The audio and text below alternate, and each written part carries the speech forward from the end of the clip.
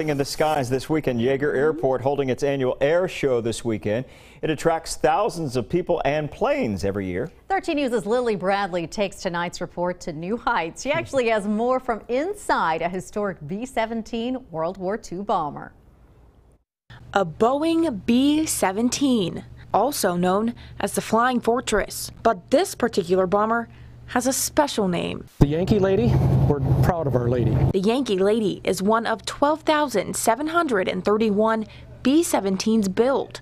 There's 9 left in the world flying today, including this one, and we were lucky to get on board. Ready for takeoff. And take off we did. From a bird's eye point of view, it's fantastic.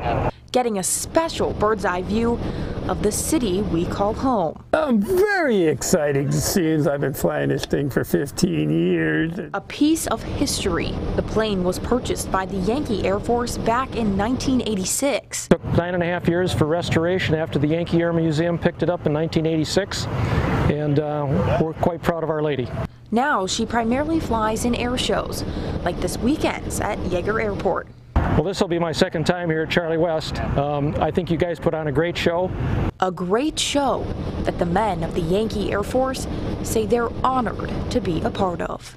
Just looking down on Earth and looking at all the stuff that Mother Nature has put down there, it's a gorgeous country and it's a gorgeous world. In Charleston, Lily Bradley, 13 News, working for you. Gotta salute the guy for that. Wow.